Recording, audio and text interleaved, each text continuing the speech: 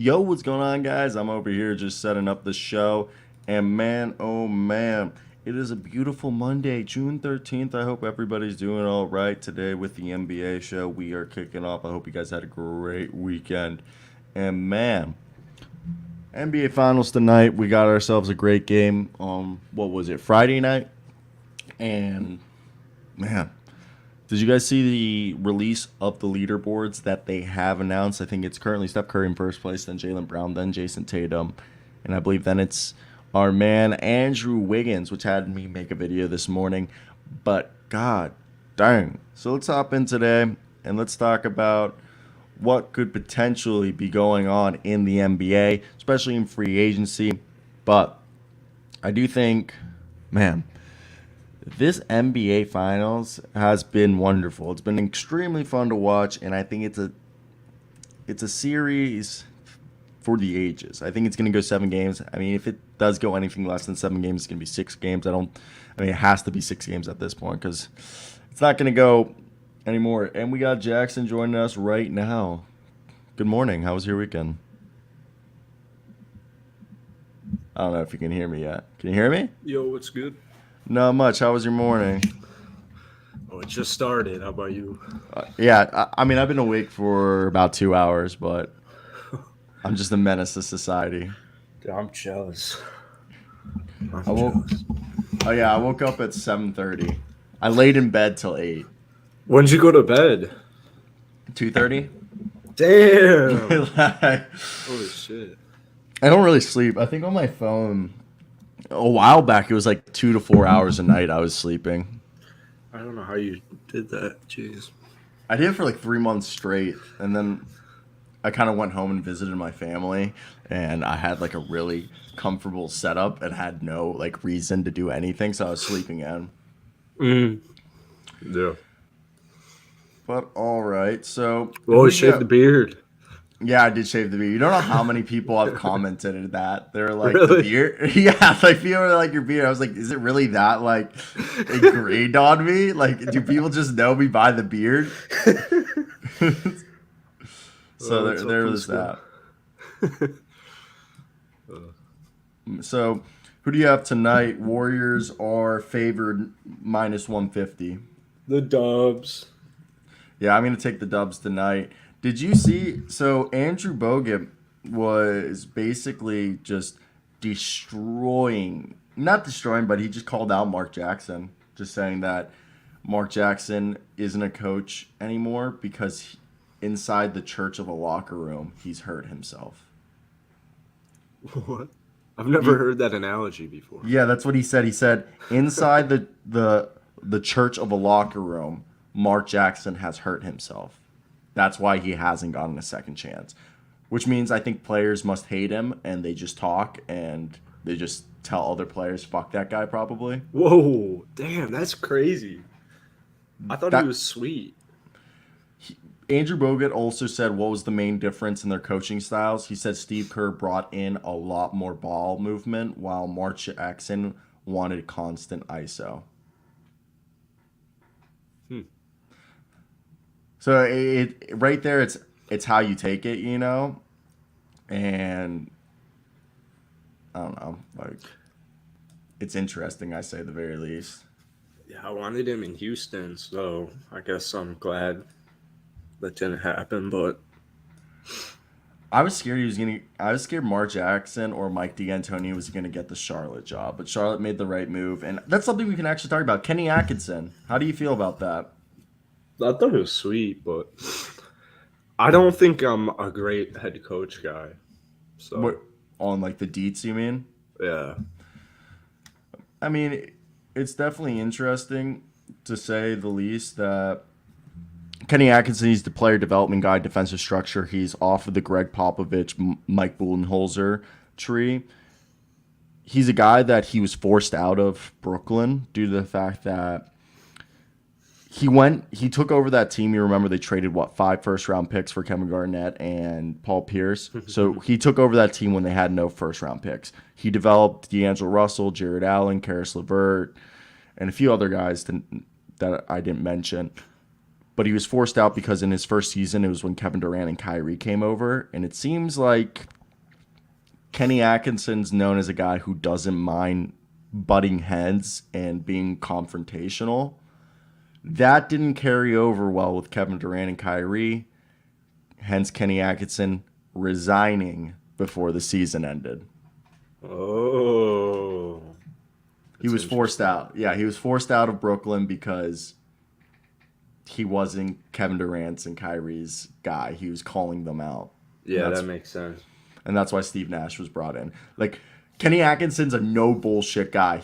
Like, if I'm paying you $50 million or I'm paying you $1 million, I'm treating you the same and I'm calling you out on your bullshit. And some superstars don't like that. Like, hey, I'm making $50 million. You don't need to call me out on my bullshit. Yeah. Damn, that's why the Nets will never win. Yeah. So, with that being said, it was interesting to see that, but I was scared. Like, a lot of people were saying that on my YouTube channel when I made a video that they were like, we needed Mike D'Antoni. We needed Mike D'Antoni. I'm like, why? Every team he's coached has never been able to make it to finals. He literally prefaces offense over defense, which I'm a firm believer. Defense wins playoff games. Offense wins regular season games. I don't know if you feel that. Yeah, I feel that. Yeah, I like that. I don't think they want D'Antoni in the long run. I think the reason why everyone D'Antoni was because they thought they were going to turn LaMelo Ball into James Harden. But I wouldn't want that. Look at James Harden's career now. I mean, granted, that's more of James Harden. I think he's gonna have a resurgence, and I'm the biggest. I'm like Kenny Atkinson on KD and Kyrie with James Harden. I'm like very tough on Harden, and I think once he nurses his hamstring back to health, he will be. He's not gonna be Houston Harden. Did you see that video of Harden, like the side by side of Harden? No. A couple days ago. Is it bad? No, it was just it was like Houston Harden. It was just like a clip of Houston Harden in an open gym, and then the next clip was Philly Harden, and you can just kind of tell like the dude is like, I mean, it's just chunky. What we saw. He's just chunky. Yeah, he's just fat, and I know he isn't I know he isn't a crazy workhorse like. I don't even know if he was waking up at 7:30 today, but like he's better than that. I mean, if his hamstring was that bad and you can't consistently work it out, I guess it makes sense. So I'm hoping he gets healthy and he gets in shape and he can at least do something and be somebody. Look, James Harden, I know they're talking about his new contract having incentive-based, like, measures in the sense that I don't know if you know this about Joel Embiid. It's similarly structured to Jonathan Isaac, which Jonathan Isaac's deal went from being fully guaranteed, but because he didn't hit the threshold of games needed to be played, his deal's now partially guaranteed. So the Magic can waive him and not have to be responsible paying him entirely. Joel Embiid, when he signed his max contract, signed a similar deal that Joel Embiid has to play a certain amount of games a year, a certain amount of minutes. If not, his contract becomes partially guaranteed. And there's been rumors that they're going to do the same thing with James Harden with weight and games played. And if he doesn't stay within a certain weight and certain amount of games played during the regular season, his contract becomes partially guaranteed. I like that. I think it's just the responsible thing to do. And there's arguments if Zion's deal should have a similar protections as well. Wow. Yeah. I mean, these make sense. It's insurance policies for these teams that with players that, you don't know if they're going to be available 100% of the time. I think it's just being responsible as a team. But what do I know? What do I know? Either way, let's hop into it. DeAndre Ayton to the Atlanta Hawks. Damn. Have you heard about this? So is that a real offer that they sent a real offer? I don't know if they've sent an offer, but basically the Atlanta Hawks, it seems like John Collins is on the trade block, Clint Capella, Danilo Gallinari, and Bogdan Bogdanovic is on the trade block. And I don't know. If you do DeAndre Ayton, obviously it's been said. First off, DeAndre Ayton will not play in Phoenix next year. That is happening. It's 100%. Now the question is, do they sign him and awkwardly wait a few months to trade him, or do they sign and trade him? Gotta sign and trade him. I agree. And then it comes down to what are your best packages. You look at the Spurs, you look at the Pistons, you look at the Hawks as the top three teams. You got the Spurs, probably Jokic Pertl and Keldon Johnson, something along those lines. You got the Pistons, where it'd probably be Jeremy Grant and maybe like a Kellyan Hayes or a first-round pick. And then you look at the Hawks, it could be a plethora of guys. It could be a combination. Danilo Gallinari's deals $21 million, but $5 million guaranteed. So if he gets traded, he gets cut. Whoever gets him saves $16 million on their cap space, and he's a good contract to match. Bogdan, $18 million. He's more of a six-man. Then you got Clint Capella, $19 million. Clint Capella kind of regressed last year, but he's a solid double-double guy. And then there's John Collins, which John Collins seems like a lot of people want. And I don't know, what deal would you do? Who would you take if you were not the Hawks, the Suns? Yeah, I don't want any players on the Hawks. Because the John Collins, the Rockets last summer signing John Collins was a big thing in our space, in the Rocket sphere.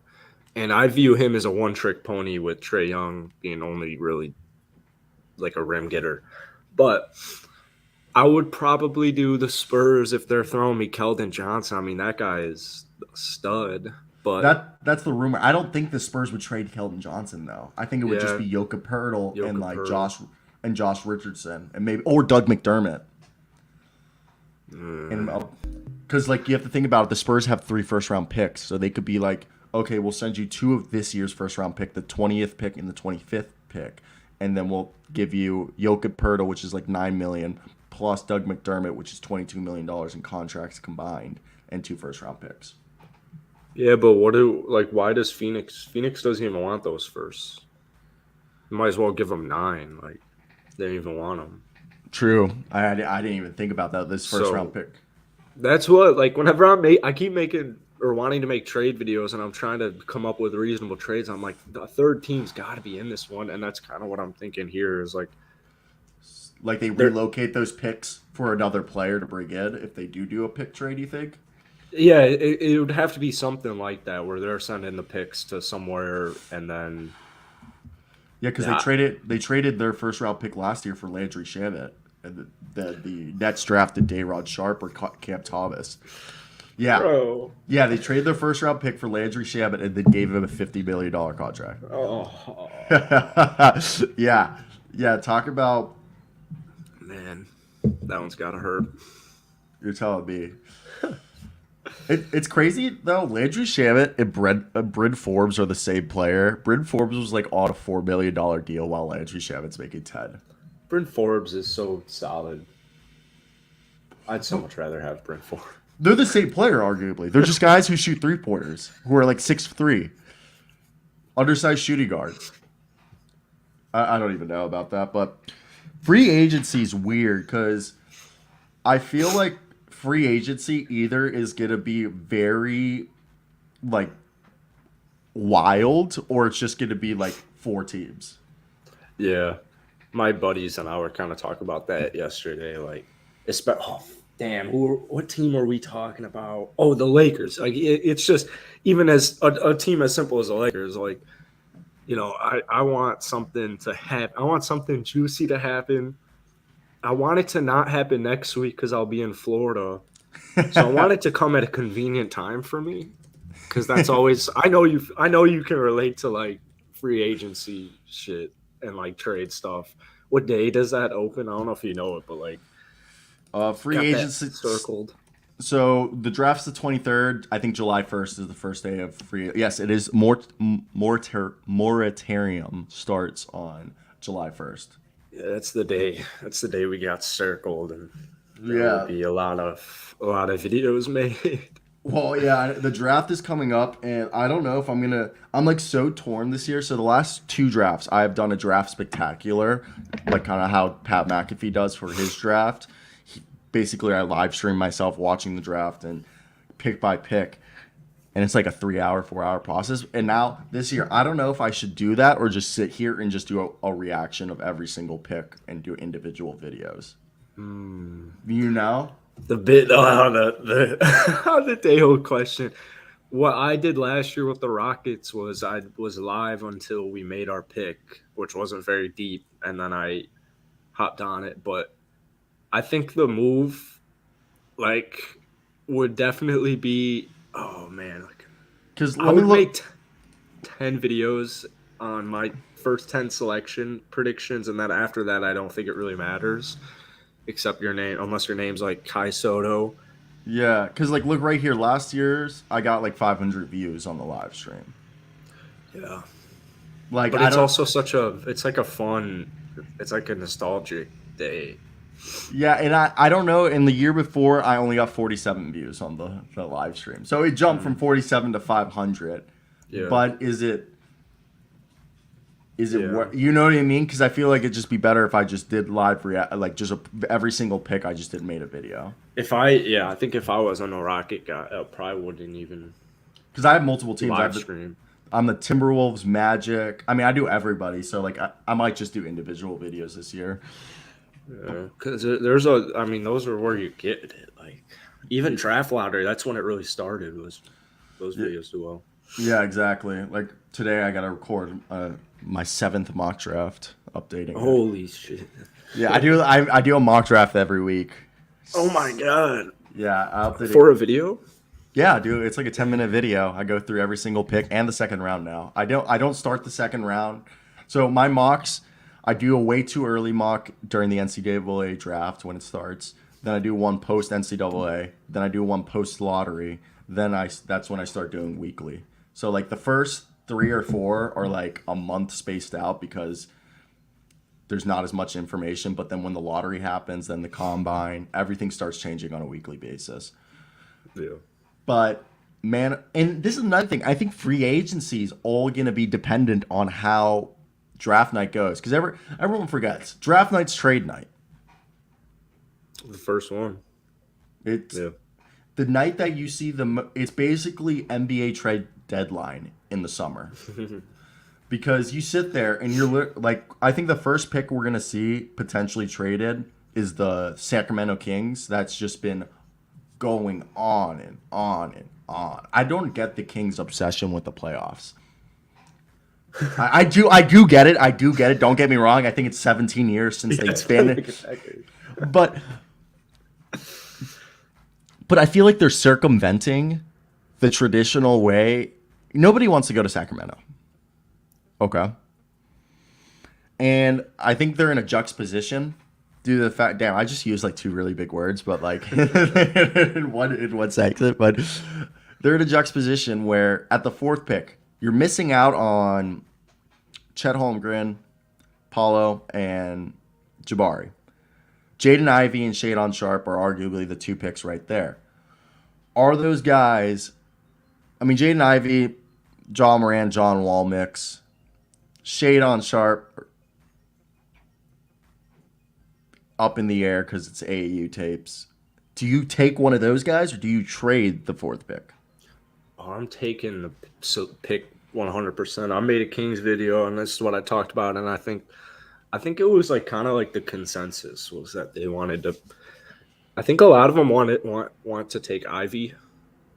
That's who I have them taking. I wouldn't even be surprised if Sharp got thrown in there. Dude, as the days go on, the more I get so worried that Chet is not getting taken at number 2, and it's going to be Shadon Sharp. And then at number 3, the Rockets are going to have to decide between Chet and Paulo. And they're going to skip on Chet. Chet's going to fall to 4. Sacramento's going to walk away with Chet, and Chet's going to be a freaking generational superstar. Just like What's your source? What's your source for this anxiety? Jake Fisher. No, I don't know. OKC just doesn't seem like they just seem like the ones who could mess up the system here. I really want Paolo, but I don't want the option or ability to take Chet, because I feel like if they pass on Chet after passing on Mobley, things could get dicey. So there's a lot of propaganda coming out right now about Paolo. Like, it'll just be open gym clips of Paolo working in the paint and people saying that him and JG4 aren't going to work out. Wait, is Jalen Green the fourth? JG4? Oh, because he wears number 4. Yeah. I thought he was Jalen Green the fourth. Oh, no. I was like, I didn't know he was the 4th Jalen Green in his family. But okay. So I have seen that they've been working out Shade on Sharp. And I actually made a video yesterday called "The Oklahoma City Thunder Are Drafting Shade on Sharp." Shit. But I honestly did not say that they were going to take him at 2. They have 3 first-round picks, the 12th pick and the 30th pick. They also have multiple young players on their roster that are closer to ending their rookie contracts than beginning them. So guys like Darius Baisley, Poku, a few others to name, that I think if they want Shade on Sharp, they're going to take Chet. They're not going to give up that 2nd pick, and they're not going to mess that up. But with the 12th and 30th pick, Sacramento is willing to trade their pick. And maybe even a team like the Pacers. But I'm thinking maybe they go up to Sacramento and they go, hey, we'll trade you a bunch of our young guys on cheap contracts. The 12th and the 30th pick, maybe throw you 1 or 2 future firsts. Give us the 4th pick. Take Chet with the 2nd. Take Shade on with the 4th. Damn. That'd break the league. Well, I just think that's the most possible way. They're not going to pass up on Chet Holmgren. Chet Holmgren screams Sam Presti. Okay. Look at the team. They're just all length. The Thunder are all just skinny, long dudes. I think Chet Holmgren just fits in there like a circle peg in a circle hole. I love it. But at the same time, it's the Oklahoma City Thunder. They took Josh Giddey. I didn't have them taking Josh Giddey. Yeah, did you have what'd you have last year? Did you have K, Jalen, Mobley, Scotty? Let's look. I have it. 2021. I'll have to make a mock draft. I'm running this Cleveland sports channel with someone, and he was like, "Oh, my buddies keep asking me to do a mock draft. Do you want to do a mock draft for the channel?" I'm like, I'll let you take care of that one. I don't really do mocks. I don't really do mocks. I'm trying to find it. I feel like a sponsor break. A sponsor break. Dude, this is like, I thought I had my mock somewhere, but it's not. I'm going to just go on my YouTube channel. That'll probably be the easiest to see my last mock draft. It's just like sometimes really annoying to find shit on my channel because you're just like, oh. Damn, I made 9 mock drafts last year. What the fuck was I doing with my life? Damn. So, okay, so we had Oklahoma City Thunder last mock draft last year taking James Bouknight. My top 6. At 1? No. Last year, the 2020. 6? At 6, I had them going James Bouknight, Scotty Barnes to the Magic, Jalen Suggs to the Raptors, Green to the Rockets, Pistons, Kate Cunningham. I had Kuminga going to the Golden State. I had Moses Moody going to the Orlando Magic at 8. Franz Wagner to the Kings. I also just realized I also made this video in the library. Whoa, really? I make a lot of videos in the library. I just bring them. There was one, I forget when I think it might have been free agency where I'm watching, or I think it was the trade deadline where I'm like, I watched one of your videos because I don't watch YouTube.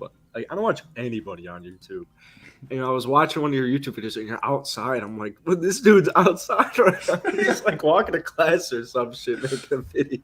Dude, during the trade deadline, half of those videos, I was either in the middle of class and I just left class, like after I got a phone call, walked outside the building that my class was in and recorded like 6 videos in a row, walked back into class, pumped out the thumbnails, pumped out the video, and it was just like, at that, or I think I had work also. So on my way to work, I texted my boss, I'll be 20 minutes late, and I just stood outside like in a grassy area just recording videos. Dude, I don't like major kudos. I would be thinking like I could never have made a video out on like my I don't know. I wasn't on campus much, but like, what's that quad? Like, I couldn't just like go to my quad and make a video and have it be like a good quality video. I'd be like, oh, today we're talking about the trade deadline. Someone just got traded. Yeah, dude, there's people walking by, like, looking at me, and I'm like, I'd look at the tweet and memorize the tweet, come out. Shams Charania just tweeted that so-and-so just got traded. Yeah, I have a bunch of people walking by me right now, but you know what? We're going to put this video out for you. Yeah, that's crazy. Yeah, no, it is funny. I just, one time I read that Shams Charania left a final, mid-final, and failed the final to tweet some news when he went to What? Yeah. You also know that Shams Charania went to Loyola Chicago. Do you really? Yeah. Oh, like 6 years ago, yeah. He graduated. damn. I read a whole thing on Shams. I didn't know that. Yeah, and he left mid-final to tweet and break news on a Luol Deng signing to the Lakers, and he failed the class because he did that. And ever since I read that, I was like, okay. And I just read a bunch about our man, and I just thought, if Shams Charania is doing this, I got to do my part. Yeah, fair. Oh, man. I also want to know, can Shams Charania play basketball? I don't know. I'm gonna take the under on that, but I would too. like, I don't even mean that like in any sort of way. Like, he could be a really athletic brown person. I'm just taking that the fact that he's a sports guy. Most sports writers are not athletic. Yeah.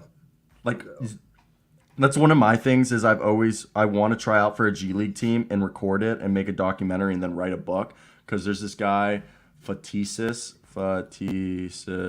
So there's been a few guys who have tried out for professional sports teams as sports journalists, and this guy, sports writer, tries out for Denver Broncos. Sports writer. Oh my God, the Broncos. He tried out and almost made the Broncos as a sports writer at 43.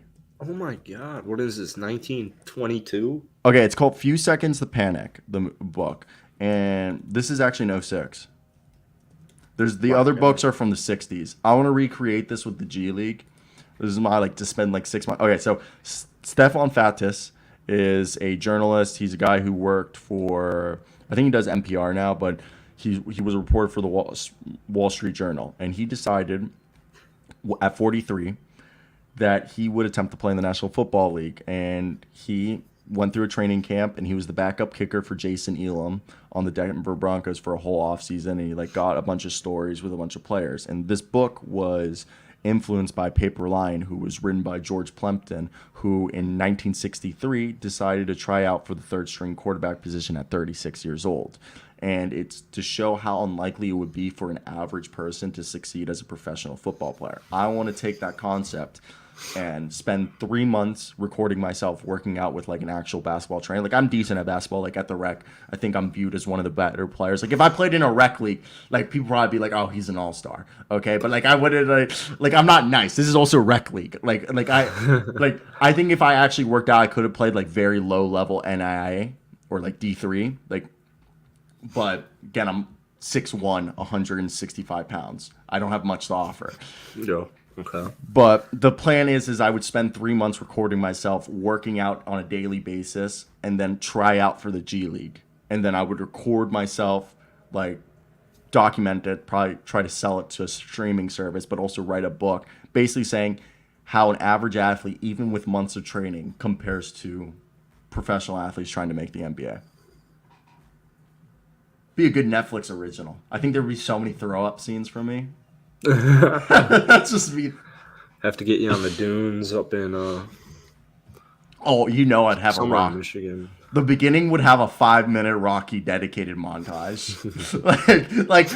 It would show a bunch of workouts I didn't do, but it would show me running through the snow in fucking Minnesota, or doing all this shit, acted like I actually did that, but none of that was actually my routine. Maybe carrying a wooden carriage and shit.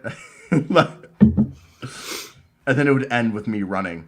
Have you seen Hustle, by the way? Did you watch Hustle? I will never see that movie. There's no way.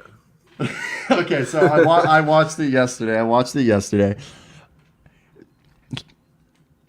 It's an Adam Sandler movie. It's definitely not one of Adam Sandler's unwatchable movies, like The Do-Over or something like that. But he does try to make it kind of uncut gems. We were an hour into the movie, and I go, oh, there's probably 20, 30 minutes left. And then there was an hour left. And then I met up with my friends later that night, and we were talking. We started talking about the movie. I was like, did you guys feel like that movie was just like 40 minutes too long? They're like, we all agreed. We're like, that should have been a 90-minute movie, not a 2-hour fucking epic. Okay. Did you have to go see it in theaters or what's that? No, it's on Netflix. We paused it. My roommate took a nap. We were an hour ahead, and we had 50 minutes left. And he's like, "Dude, I gotta take a nap." I'm like, "You're good, bro. I don't want to sit through this any longer." And then we came back just because like you got to it, and then they just milked it. They just milked the last 30 minutes, and they created all these problems. And then we were just poking holes as somebody who knows how like the NBA process goes. I'm like, he'd have so many more opportunities. Like they just made it like if you didn't get into the NBA combine, it was do or die. Like there's so many players who don't participate in the combine and still get drafted. True. It was an okay movie. What have you gone through so far in the NBA? Anything that's came across your mind? And like free agency or Or free agency, the NBA finals. What do you have? What are your topic?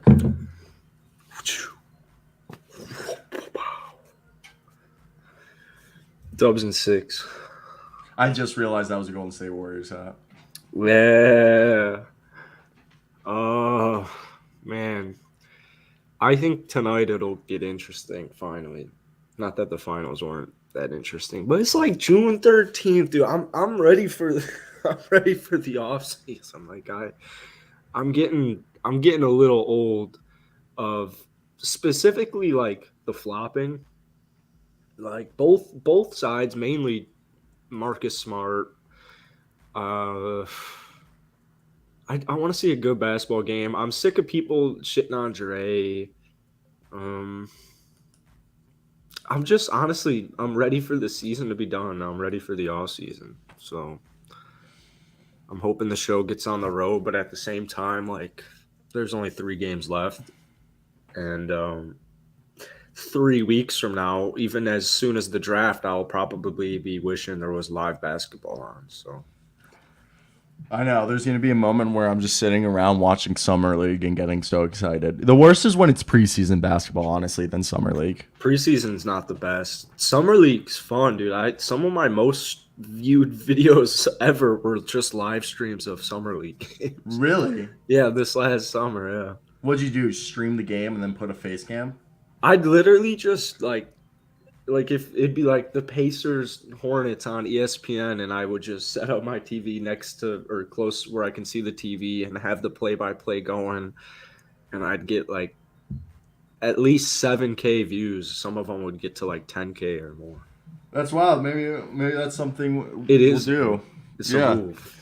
That's a move. I love the Summer League because you get to see all the European fucks who like they literally call them up and they're just like, yo, Drew Timmy. Or other players that you haven't heard of, like Rokas Jokubaitis and other players that are overseas that are trying to decide if they should or should not come over. They literally get called up and they're just like, hey, what's up? Would you want to come over? And like half the time they're like, yeah. Oui. Also, can we talk about French basketball? France is going to be ridiculous. You look how France is ridiculous now in football, in soccer, that the French team is arguably one of the best national teams in the world. I feel like France is going to become one of the best. They'll have Victor Wembanyama, or whatever you call him. They have right now Rudy Gobert, and who else who's French in the league? There's a bunch. I'm going to pull up the French national team to hammer home my point. French basketball roster. Have you ever noticed how many, like, Evan Fournier, French. Timothy Luwawu-Cabarrot, French. I'm not afraid of no Frenchman. You aren't? The worst they're going to do to me is surrender. Oh, oui. Oh, no, I surrender. Oui. All right, just listen to this team. Rudy Gobert, Gershad Yabosul, I forget his name. Nico Batum, Evan Fournier, Nando Nicole, Frank Ntilikina, Ile Okobo, Timothy Lualu-Cabarro, Mbea, Vincent Poirier, Mustafa Fall, Sieko Demboya, William Howard, Barbosa, Thomas Hurdle, Teo Maladon, Killian Hayes. Okay, I mean there's Joffrey Laverne. These are now the roster's starting to fall apart, but It's a bunch of wannabes. Batum's cool. I want to see if I can find like their U18 squad. Yeah, I want like the. Huh? Do you know who has the best? Which country has the best team? You're saying France? I feel like Spain is probably. I can't remember when the last Olympic basketball was, but I feel like France, Spain were in that. All right, let's look at the rosters compared to each other. If we look at France, I'll look at the U19. France is right now ranked the third best U19 team. They have like hella guys on that team that like are gonna be first round. Like Victor Wembanyama is really on. Actually, he's pretty much the only guy on that roster. I don't know the rest of them, so I don't. I'm just. Spain could be nice. Let's look at Spain's team. Spain roster. I mean, Notice any of these players. The top three teams that aren't the United States go Spain, Argentina, and France probably. Okay, Argentina's in there. That means, Usman Garuba. you know, Argentina won a gold medal in '04. They beat the United States in the Olympics. Whoa, that's wild. Who'd they have? Manu, Luis Scola, a few other guys. Oh, that's right. They are nice with it. Yeah. Oh, man. Argentina's like known. Shout out. My parents are from Argentina. Yeah, right now. So the top. It's Tony Parker. No, Tony Parker's French. So right now, the top 10 teams in the world go United States, Spain. Third is Australia. Fourth is France. Fifth is Slovenia. Sixth is Serbia. Seventh is Argentina, according to FIBA. Yeah, Australia is a good one, too. Yeah, I completely forgot Australia has so many good teams. Let's look at the current Spaniard team. I actually really don't know a lot. Okay, the actual team. Anyone. No, the team that they show is probably like their off-season roster. Their actual roster: Serge Ibaka at center, Nikola Mirotic at power forward, Juancho Hernan Gomez at small forward, Alex Abrines at shooting guard, point guard Ricky Rubio, backup point guard Sergio Llull. You remember that guy I was telling you about who was like super good for Real Madrid but never came over? That's Sergio. Rudy Fernandez, first-round pick, played for the Portland Trailblazers, then went over to back to Spain. Willie Hernan Gomez, Victor Claver, Usman Garuba, Santi Aldama, a few other young guys, and then like Carlos Alosin. There's a few guys. Yeah, actually, I'm so curious what's Australia's team. Josh Giddey up. What is Dude, the Olympics is going to be awesome this year. I can't wait for the Olympics. It's this year? Oh, wait, Ben Simmons is part of the... I always forget Ben Simmons. Yeah. Ben Simmons. Have you ever heard him speak? He, like, sometimes goes into, like, Australian. And it's like does he? Yeah. Cool. He goes, like, pass me the ball. Pass. And he says, like, everyone will look at him weird whenever he, like, accidentally says something in Australian. Mm-hmm. So the team is Jock Lindell, Ben Simmons, Matisse Thybulle, Patty Mills, Josh Giddey, Aaron Baines, Xavier Cooks, Joe Ingles, Josh Green, Dante Exum, Dyson Daniels, Chris Goulding, Nathan Sobey, Mitchell Creek, and Nick Kay. Xavier Cooks. This guy is insane. 26 years old. He played at Winthrop, in South Carolina. He just won the MVP. This guy could jump out the gym. I'm surprised he hasn't came to the NBA yet. Probably making good money. People don't realize that a lot of players could come over to the NBA, but they think about this. They're like, I'm making $2 million in an overseas league, only playing 3 to 6 months a year, making the same money I could as a 15th man on the bench. Superstar overseas, playing only 3 to 6 months and living in a foreign country, experience something nobody else does, and being one of the best players in that league, or being on the bottom of a roster fighting for minutes, making about the same money. Yeah. I'm choosing overseas because then I can just come back for the other 6 months of the year, be a basketball trainer, and chill. Or just, spend time with the family and the wife and kid. So. Yeah, so it's interesting. Now let's get back into some NBA. I didn't realize how freaking long we got into that. Teams are interested in Dante DiVincenzo. DiVincenzo enters the summer as a likely restricted free agent. If the Kings extend a $6.6 million qualifying offer to the 25-year-old, they can match any offer the guard will have. People forget that Dante DiVincenzo accused the team of not playing him much to lower his value in free agency. The extending that offer comes with a massive cap hold, but it's likely the Kings are the best option at this point. There are teams that have interest in DiVincenzo. He's likely to land an offer sheet somewhere around the mid-level exception, which is $10 million a year. Before he does that, there's a small window where the Kings could potentially sign and trade him to another team if he agrees so on draft night, according to Kings Beat. 100% he was sat out at the end of the season. If I'm the Kings, I want him back so badly. I mean, Dante can do it all. And, I mean, I know they got a plethora.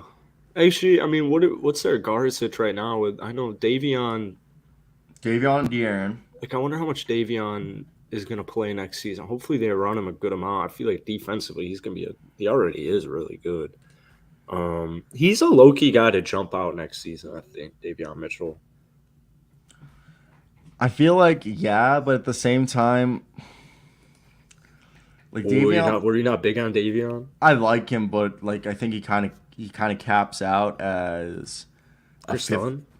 No, he's way better than Chris Dunn. This past year, he averaged 11.5 points, 31% from three, 42% from the field, 4.5 assists, 2.5 rebounds. He's a rookie. I know, playing 27 minutes a night. Basically. Whoa, really? Yeah. Yeah, so I think he'll play a sixth-man role. I think he'll play like 30 minutes a night. I think he caps out as 15 points a night, 1.5 steals, 5 assists, 3 rebounds, shooting like 36% from three. Could he be better than that? Yeah, but his best season in college was 14 points a night, 2 steals, 5.5 assists, 3 rebounds, 44% from three, 51% from the field. He's not a 20 points per game scorer. He's a 15 points per night guy at most. He's going to take a book out of Kawhi's playbook and turn into it. Was Kawhi even a scorer at San Diego? Kawhi? No, not at all. He wasn't? Like Kawhi wasn't a scorer, like, even in the NBA. I feel like Kawhi averaged, like, 8 points in his first year. I know Kawhi bursted on the scene because either his rookie year or his second year he shut down LeBron when they beat them in the finals. It was in his third year because this was 2014. He was drafted in 2011. I'm actually curious. Oh, wow. Wow. It took him to year 5 to become a 20-point scorer. What did he average his rookie year? 8. Yeah, 8. And in college, he was only at 12 his freshman year and 15 his second year. And he was like 25% career three-point shooter in college. That's why there's a lot of hope with Patrick Williams for us Bulls fans. I like Patrick Williams. I do like Patrick Williams. I just don't think he'll be a 20-point scorer. I think he'll be like a 17. Ooh. But like better defensively. I'll take it. I just think it's a wrist injury. We saw what happened to DeAndre Hunter after his wrist injury. He hasn't looked the same. I just feel like I'm very, very weary on wrist injuries. Because especially when it's the shooting wrist. People don't realize, like, I hurt my wrist like a year and a half ago playing basketball, and for like the first 6 months, it was weird shooting. It kind of hurt for a while. Yeah. I broke my wrist and it still hurts like all the time. Was Every it- couple of days. How'd you break it? Dude, I was so stupid. I went up to get a rebound like with all my might and I didn't get it. And I fell back directly onto my hand. And it was like 3 days before freshman year of college. Damn, so you weren't even playing like legit game. This was just pickup. Yeah, I was playing pickup with my buddies. Like right as the summer ended. I gotta break my damn wrist. Dude, so does Loyola Chicago have a big, specifically Chinese student body? I don't think so. So KU has a campus in China. So we have a lot of Chinese students. Nothing wrong with that. I enjoy very much. I just want to get that. We just have a lot of Chinese, specifically Asian. So when I play basketball, especially right now during the summer. It's a lot of Chinese kids I'm playing against.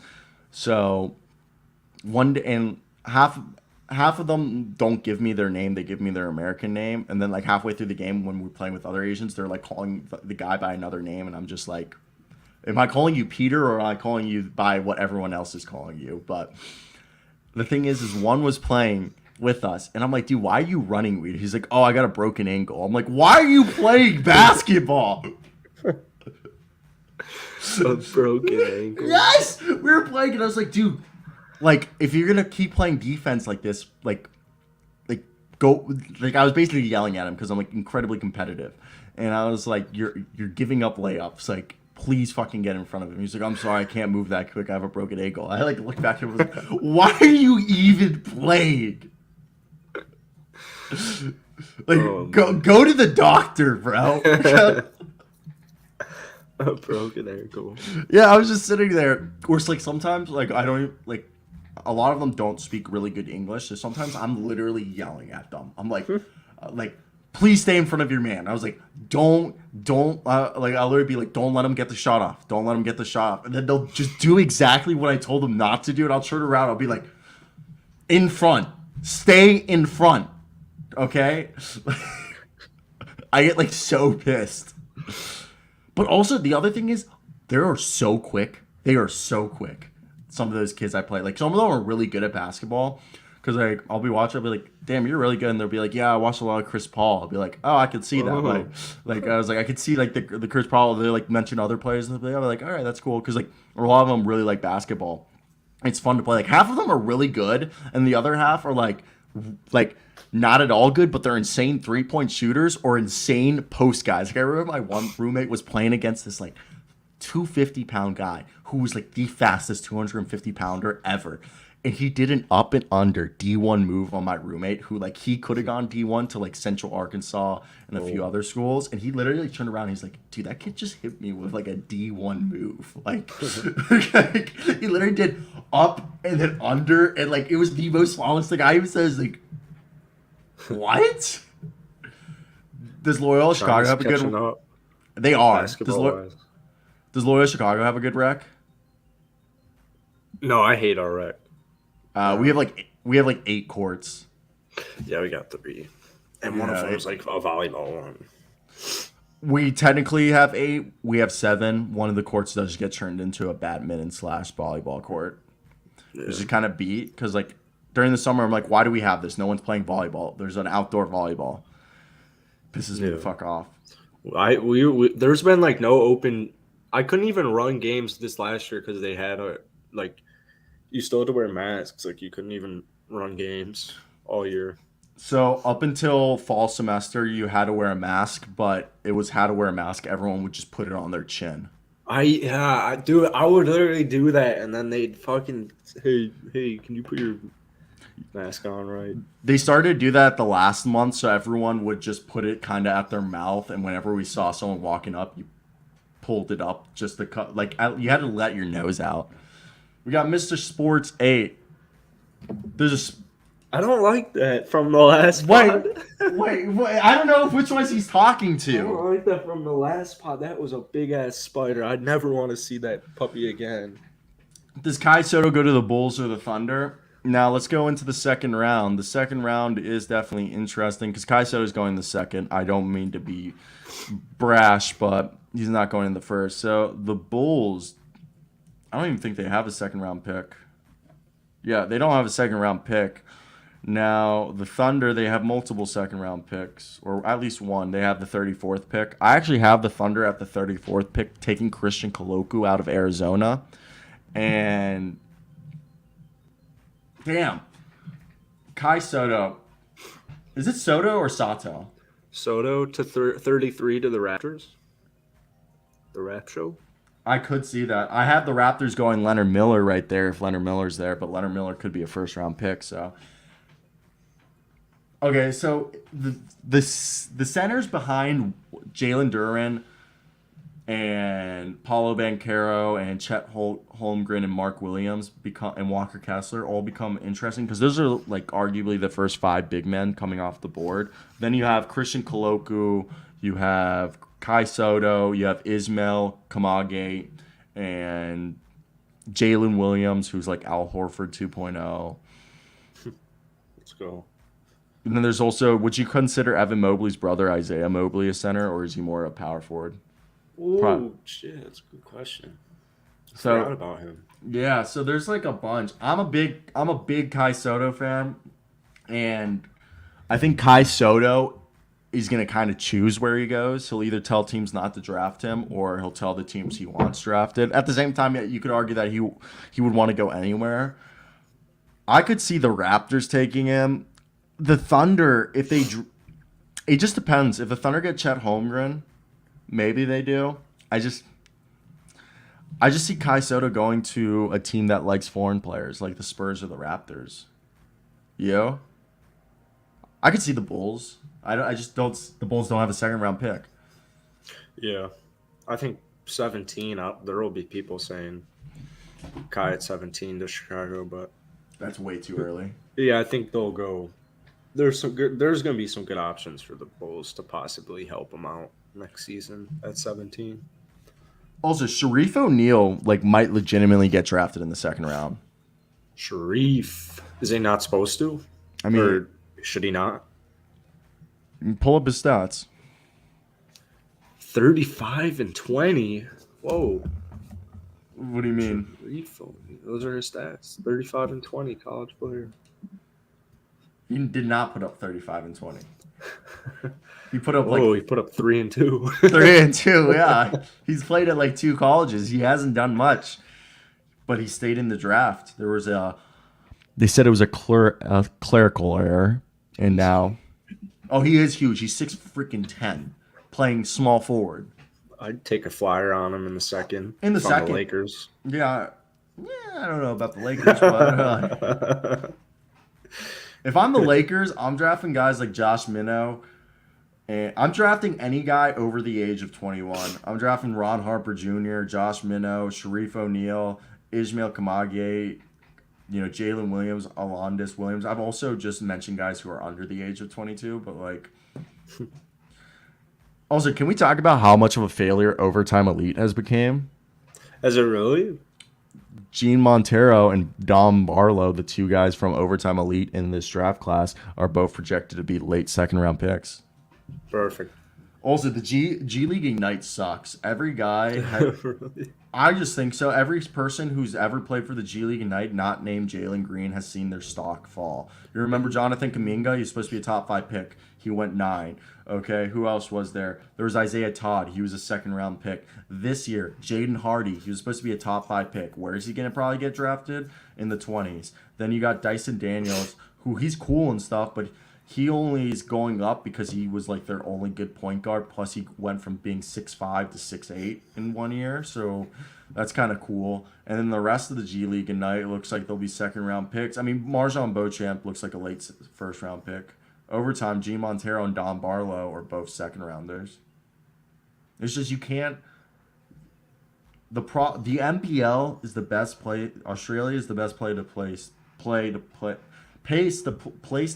God damn. If you're a freshman that doesn't want to go to college. Because if you play for G League or Overtime, you're playing in showcases and games that don't matter where you just want to put up the best stats. Yeah, I'd love to play in the NBL. The NBL, I think it would be is the best. Yeah. And every year, more and more guys, it seems like, are going to the NBL. Yeah. It'd be cool if one day the NBL was not must watch, but maybe the championship game was must watch. There's talks. Andrew Bogut has said that the NBL has the potential to become the second best league in the world. Hell yeah. Right then, mate. I mean, we're seeing, we talked about NBA Europe. It's just the problem with European basketball. It's hard to follow if you're not in those states. NBL's a little bit easier. I mean, yeah. I wish they made a Champions League for basketball. I guess that is the Euro League is the Champions League. I just wish they would open it up for other leagues as well. Not only they should have the Euro League versus the winner of the Euro League plays the winner of the NBL and the winner of all the other leagues besides the NBA. Be cool. Yeah, or they should bring back. You remember when the preseason they used to bring in European teams to play NBA teams in the preseason? So you'd see like Real Madrid play like the Lakers. Like You a don't. little bit, vaguely. Yeah, like Barcelona would come over and they play like the New York Knicks in Madison Square Garden. That is super sick. They need to bring that back. They used to do that all the time. Instead of playing the preseason against other NBA teams, they would bring in legit EuroLeague teams to come play them. Yeah, it's dope. Yeah. I think it's dope because you also get to see some of the prospects go up against NBA players. So you're like, oh shit, who the fuck is that guy? Put him on the radar. Yeah. Also, this week we will be going on the radio, but as of right now, we're either going once or twice a week because supposedly there's not enough time slots for us to do daily. Didn't know they'd be that busy, but NPR finally called me back. Because NPR, their entire building was locked from the outside. You could not enter the building. Oh my goodness. And then they called me, left me a voicemail with an unknown number. Who calls somebody with an unknown number? I had a voicemail from unknown. I'm like, Those freak me out. At yeah. night. I was like, dude, I literally looked at it and I was like, who in the government is calling me right now? And I looked down, it was NPR, and I was like, okay. Oh, damn. Okay. Shams Charania tweeted. Following a plastic injection treatment in London, Warriors center James Wiseman is nearing clearance for full contact. There is optimism he could return to action in Summer League, port sources. Also, another tweet regarding Scoot Henderson just broke. Scoot Henderson, a projected top 3 pick in 2023, is signing an endorsement deal with Puma. And it is the richest shoe deal ever for a non-draft eligible player in basketball, which means it's over $500,000 due to the fact because Darius Baisley signed with New Balance for $500,000 3 years ago when he skipped the G League and he skipped college and just sat out a year, and that was the richest contract, meaning this is a deal worth over $500,000 for Scoot Henderson. But let's go back to James Wiseman. Yeah, it says he has the ability to reach 8 figures based on several factors. It's crazy. Wait, Scoot Henderson? Yeah. Holy crap. Signs a 7-figure deal. The Athletic just tweeted. Oh my God. First off, I love Puma. I actually have a pair of Pumas over there. Nice. I'm actually gonna grab them. I don't wear them enough.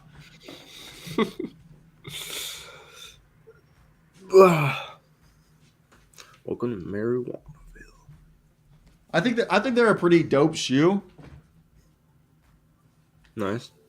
I mean, it's to each their own. I know it's a lot. It is. My girlfriend bought me them. I actually have 2 pairs. If you want a free pair, I have 2 pairs of these shoes because they fucked up when they sent me one and it kind of had a design flaw. So I just called them for like 2 weeks in a row and emailed them profusely for 2 weeks, and then they sent me a second pair. So I've never worn these. Because I have another pair. I've never worn these shoes, but they're pretty cool. Yeah. But as I just threw that into the corner of my room. But let's go over to James Wiseman. The Athletic wrote a nice article that I will read through for you guys in a very quick fashion. So James Wiseman was the second pick, as we know, and he's been stalled by a tricky knee injury, and we can now see the light at the end of the proverbial recovery tunnel.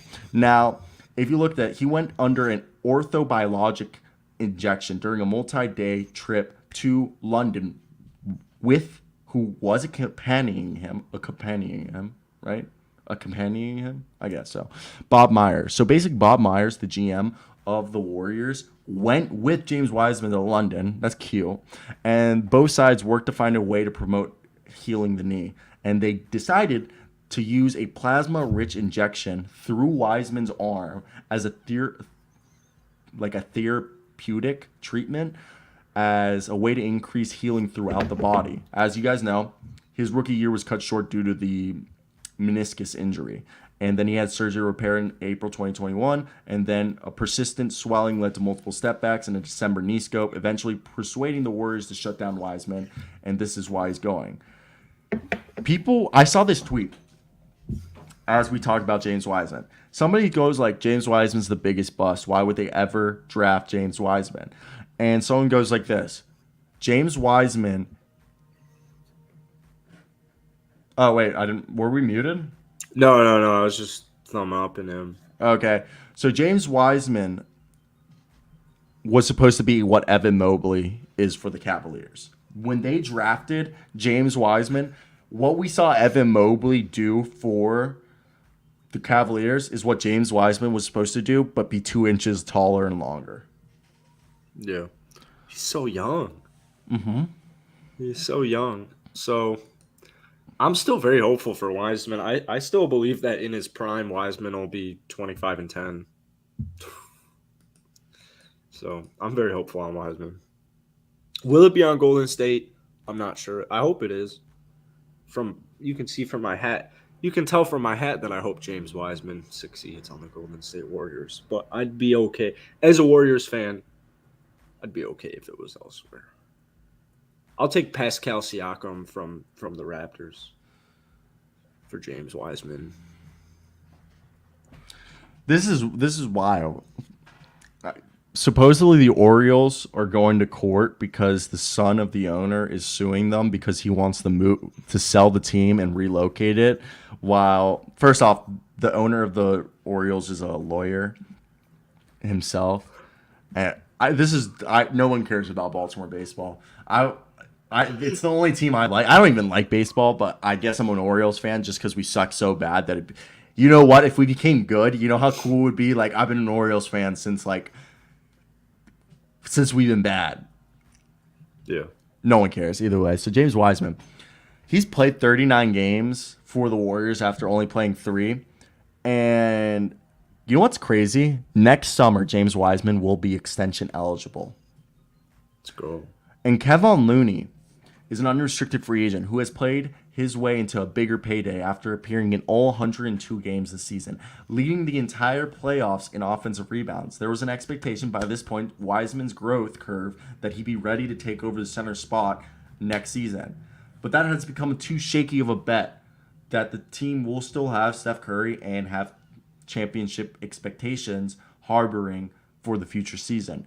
So the retention of Looney seems imperative due to the fact that they need a veteran presence above Wiseman on the depth chart as he attempts to get his career off the ground.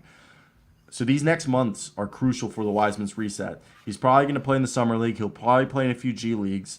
And hopefully nearing an NBA return, hopefully everything goes well because he needs to feel well, be able to go through contact, and play in the Summer League. I think he has to play in the Summer League. It's time for Wiseman to see the court. Cal Ripken Has played the most baseball games in all time. Cal Ripken Sr., Cal Ripken Jr. I don't know which one he's talking about, but Cal Ripken actually lives near me. So, or my mom, dad's. Yeah, like my neighbor's AJ Burnett. The pitcher? Yeah. Nice. Like I'm a big Adam Pac-Man Jones guy. Adam Pac-Man Jones, that's cool. Also, Mel Kiper was my neighbor. Mel Kiper, the draft guy. Yeah, that's sick. I think he does whippets. So I've actually called him Pat McAfee, and if you go to like the 3 hour and 40-minute marker of their first NBA draft, spectacular. A week before, I called them and told this story. So I used to work at ShopRite and Starbucks. Mel Kiper lived in a neighborhood near mine, but he came to the shopping center where I worked at. Every Sunday, he would buy 7 store brand light whipped cream bottles. And everyone's like, he has this sex fetish. I'm like, I don't think so. I don't think he's sucking titties with cream on them. What I think he's doing is he's getting high off the nitrous. He's hitting whippets. So I called in the Pat McAfee show. I told them this story. And they haven't mentioned it since the first one, but they were like, Mel Kiper's probably just getting they're like referring to him doing whippets. But yeah, Mel Kiper, another one of my neighbors, we used to talk. Yeah, Bubbles. Thomas Bubbles from Trailer Park Boys? Yeah. I have a friend who's supposed to sell me a Salvador Dali painting named Bubbles. Well, his name is Bradley's, but he looks like Bubbles.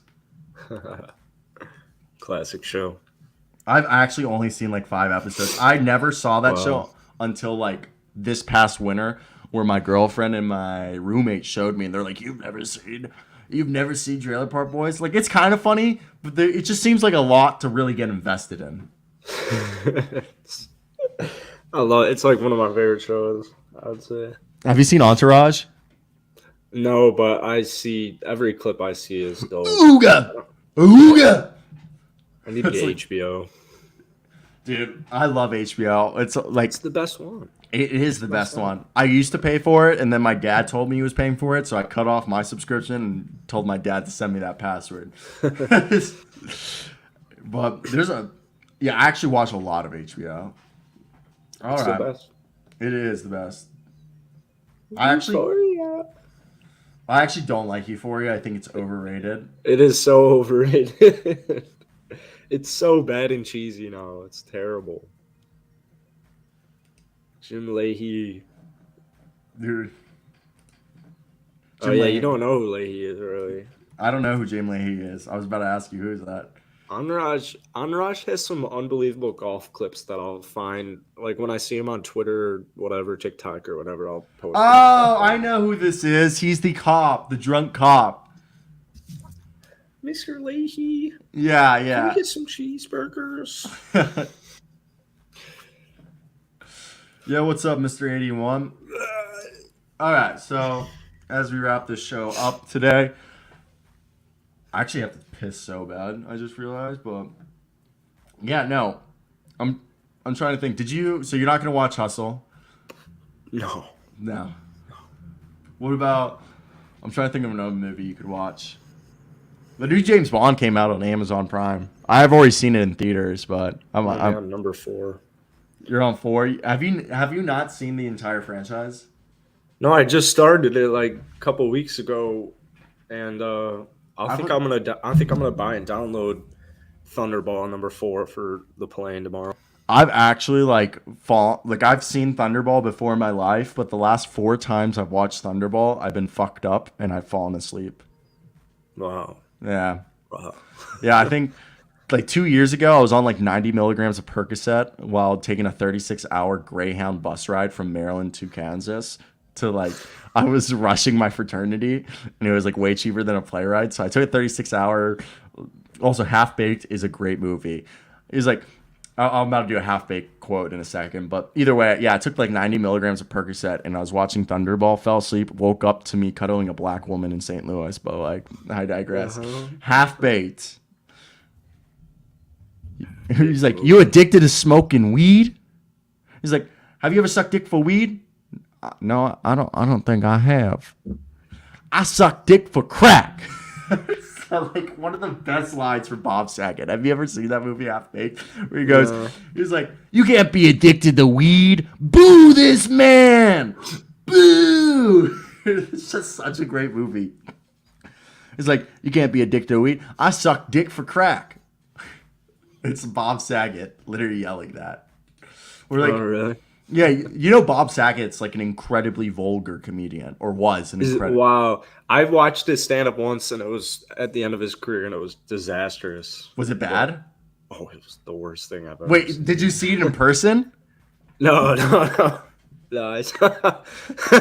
did sound like that. It sounded like you went to see Bob Saget in person. I was gonna be like, first off, that's rather old of you to do that, but like, yeah. No, it was bad. His old stuff's good. Oh, okay. How bad was his? What was his new stuff about? I can't remember. Maybe it was just like I was too young to understand. I don't know. I just remember he like it was just bad, dude. I feel bad because he's dead now, and I have conspiracy thoughts on it. But yeah. Oh wait, let's get into this. We got to talk about. Do you believe in foul play? Because they said he had skull fractures from the back and front of his head. This man was clearly, very clearly, very, very, very clearly set up. I mean, as you said, he had skull fractures. They said there was no foul play. He was coming back from a show, wasn't he? And the family has like tried to do their best to keep all this stuff secret. Like they've sued the coroner and stuff. Like they tried to keep it. What's it called when you like suppressed it? They're trying to suppress the information being released. So give me your theory. Why do you think it's stuff? Dude, I don't know. I really don't know. I don't know if he was speaking out on on stuff. I don't know if he knew too much or I really don't know what it is. I just remember when Ray Liotta died, I was like, that doesn't make any How sense. did Ray Liotta die? Did he die from a heart attack? Yeah, and so I was like, oh, Bob Saget died. So I looked it up, and it was like, yeah, it was like in a show at his hotel. He like called his wife right before it or something like that. Like there was like nothing. Oh, and then the room adjacent to him, what was it? The room adjacent, you know how hotel rooms have like Yeah. doors in them? Yeah. Apparently that was like apparently they hadn't been in there was something. It was like that room hadn't been checked in like 2 days or there was something super super fishy about that Wasn't it adjacent unlocked? room. Wasn't the adjacent room unlocked as well? I think that's what it was that it was unlocked. It was something weird. Yeah. And no I one thought anything of it. It's like what? It doesn't make any sense. Yeah, because I remember the initial reports was that they thought he hit his head really hard in his sleep, and but then when Oh, they I were saw. Yeah, they thought he hit his head. I've seen stuff where they thought hit his head beforehand. like fell and hit his head and then Yeah, went it back fell and to, hit his head, and but like, I don't know, dude. If I hit my head pretty hard, that like I could feel blood. If I just hit my head pretty hard, I'm calling a doctor yeah. So because like I don't fuck with CTE. The facts. i- the idea of CTE that's honestly, besides me, I played football for 2 years, and like in those 2 years, I realized that like you are born a football player. Football players are not created equally. You are born to play football. Like you just can't decide it just to play football. You literally have to be given that body or like develop that body because. But like the thing is like I don't think football is worth it for the amount of. Did you know if you start playing pee wee football, you'll have CTE by the time you're 18? That's wild. Yeah, like if you played basically football, that's why more and more young kids are playing 7-on-7 until I think like 13, 14. But basically, if you play football from a young age, you are guaranteed to have CTE by the time you're in college Damn. because of all the repeated head hits. Yeah. I mean, I know some like even soccer players that deal with Really? that. Yeah. From the hitting the ball? I was Yeah. never. I never really went for headers. After one time, I went for a header and some kid headed me, and I was Mhm. just like, after that, I said I'm good. I'm gonna just try to catch everything with my chest. Yeah. Like not even worth it. That was. I've never actually had a concussion. I've faked concussions to get out of school, but like I've never had a concussion. Dude, I used to fake concussions. I'd just be like, the light's real bright, everything's ringing. And they'd be like, all right, we'll call your parents to send you home. What are they gonna tell me? I'm lying about my concussion? Yeah, right. All right, we're done here. If you have a rabbit hole to get into, look up. I might have asked Michael Jordan going to play baseball because he got suspended for gambling. So yeah, no, that one's been around forever. That Oh, Jordan, he had a gambling debt or a gambling problem so bad that he was suspended due to that. Yeah, I know that one. But then it makes you think, why'd he retire a second time? because I feel like he wanted to go out on top. I mean, yeah, I guess so. Why'd he come back then? To win more rings. He With the won more well, I'm rings. talking about the Wizards at this point. Oh, why'd he go to the? I don't know why he did that. Yeah, like why do I have this jersey right here? I don't know. That's a good It's question. just like that shouldn't exist. Yeah, right. That shouldn't exist. Yeah. All right. I don't know. Are we plan? Did you want to start going daily next week or this week? Next week for sure, because I go to Florida tomorrow. That's what I thought. It'd be hard. Yeah. Are you like vacation slash looking for a place to live? No, I'm like vacation slash work for golf ball, which What are you guys sucks doing? because golf is early shit. So Is I'm there like, is there a tour there or something? no, it's just my dad lives there, but it's like the dead season in Florida, so we're going and making content. Ah, okay. And yeah, we're gonna drive through some places to see if they're livable, like Cape Coral. Yeah, what is it? Cape Coral or Coral? I think Corral. I think it's Corral. Like gold, it's like Golden Corral. Yeah, Also, gold. Golden Corral. I love that place. You ever go there like real baked? I mean, it's a little ghetto. Like depending on the one you go, like they are a little ghetto. But and I don't even mean anything bad. Like it's just they're not usually not in the best areas, and they're not really that clean. But if you find one in a nice area, definitely go to it. The good ones are good. I don't believe that those truly exist along with Long John Silver's. Okay, I drive by A&W connected to Long John Silver's all the Ooh, time. A&W. Yeah, A&W root beer float. Oh baby, that shit's good. But Long John Silver's, who the fuck goes there? Also, have you? This is another rabbit hole. Long John Silver's is actually a front for the largest marijuana laundering scheme of all time. Google that. And so supposedly the owner of Long John Silver's he was either arrested or he was affiliated with the largest marijuana like group organization in the Midwest. And basically the reason they like did this, they're like Long John Silver's opened way too many locations between like the 80s and the early 2000s for a company that doesn't make enough money. And they're like just talk. It's basically it's a little far fetched, but it's basically nobody knows where this organization's money went. Like it disappeared, and everyone thinks it was laundered through Long John Silver's. Makes sense to me. I gotta find Checks this out. Long John Silver's pot weed operation. Yeah, Long John Silver's is a large scale marijuana money like maker. Okay. So Long John Silver's had a frown because his business and profits were going down, but with a visit from Johnny who offered him some money, Long John turned his restaurant around. All right, so basically here he goes.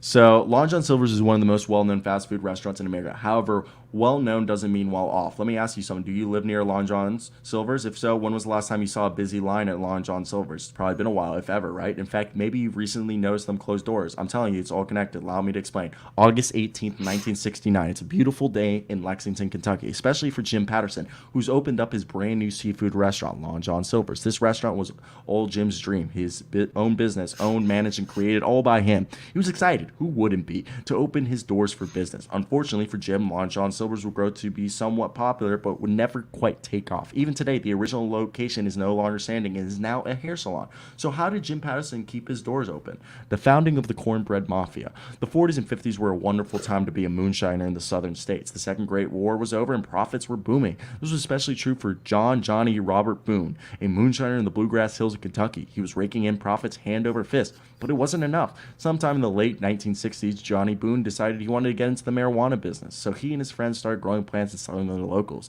His grass ended up being more of a hit than he would ever thought. Thus, the cornbread mafia was born, selling weed across Kentucky, operating in Marion, Nelson, McCreary, and Washington counties. Johnny and his buddies were living the high life. However, not everything can be accounted for. As the profits grew, so did their problems. They couldn't simply spend the money without raising suspicion. They needed some place to launder it, to make it clean, so they could spend it without the police or the IRS hunting them down. Fayette County. Ever heard the phrase, don't shit where you eat? Well, Johnny Boone certainly had. He knew he had to launder the money, but he couldn't risk doing it so close to his home operations. This is where he learned about Long John Silver's, a newly opened seafood restaurant one county over in Lexington County. Plus, it had the name John on it. What could he want more? So Big Johnny Boone and his gang made the trek to Lexington to convince old Jim to be their money launderer. And honestly, why would he say no? It's a win-win. Jim keeps his business running and makes some extra cash, while Johnny and the Cornbread Mafia get to spend their hard-earned cash. With the agreement in place, both gangs entered the 70s with optimistic hope. The hope was well placed, it would seem. The 70s were great for both. The Cornbread Mafia grew in scale and size, while Johnny was becoming known as the king of pot and the godfather of grass. They began to expand across the United States, increasing their profits. This, of course, meant Long John Silver's had to expand as well in order to accommodate to the much larger empire that Johnny was growing. Things were looking great until 1990. Johnny Boone and many of his colleagues were busted from 87 to 91 from their operation after many years of hard work by the FBI. This, however, would not stop the Cornbread Mafia or Long John Silver's Jericho, which is the name of the company it went under in 99. With Boone behind bars, but frustratingly silent about his operations, the Mafia was allowed to continue, albeit none. Now they had to be much more discreet in their operations, and they continue on using Long John Silver's as their launderer well into the present day. Now, remember how I mentioned Long John Silver's wasn't popular when it opened? Yeah, so it was actually never popular, like ever, ever. That remains true and remains true today. It's never especially busy, but remains open, running all types of shifts against all odds. Until recently, you may have noticed many Long John Silvers are closing, shuttering their doors. Maybe their unpopularness has finally caught up with them and the luck has run out. Actually, no. Many states in the past decade have begun to decriminalize marijuana, even so far as to make it recreational and selling in dispensaries. Since people can now buy grass legally, the cornbread mafia and their operations have begun to diminish, taking Long John Silver's with them. As they lose more and more money to legal marijuana, the less and less to give to Long John Silver's to keep their doors open, which is why less and less of Long John Silver's are around nowadays. It's all too perfect. The dates, timelines, and data all match up perfectly to show Long John Silver's is indeed money laundering scheme for the cornbread mafia of Kentucky. And now you think, wonderful. Wait, what? Okay. So how does this connect to AIDS? Wonderful question. I see AIDS was a growing concern in the 80s as more and more gay men died of the horrible disease. However, heroin addicts were also dying of AIDS. Why was this? Well, as you know, they can contract the disease because they would share drug needles. Heroin's a very dangerous drug both to people and to the cornbread profits. So what was this in their interest for it to die out? The push out the huge campaign spreading the fact that heroin gives people AIDS, which prompted many addicts and users to quit. However, they still had to get their fix, which is where the cornbread mafia stepped in. So in conclusion, the Long John Silver's is a money laundering operation for the cornbread mafia, which is still operating despite the ringleader and being in jail. However, marijuana being legalized more and more has led to the operations generating less and less profits. Interesting. That was a lot. Sure. That was a lot. That was a whole Reddit article. Yeah, that was a That was fucking a lot. I don't know if you followed all that, but basically, there's no hard evidence, but it all correlates too well. Yeah. That's The more wild. you know. The more you fucking know. That's wild. All right, I'm done here. Goodbye. Have a great day, dude. I'll talk to you. Yeah, you too. Yeah, peace.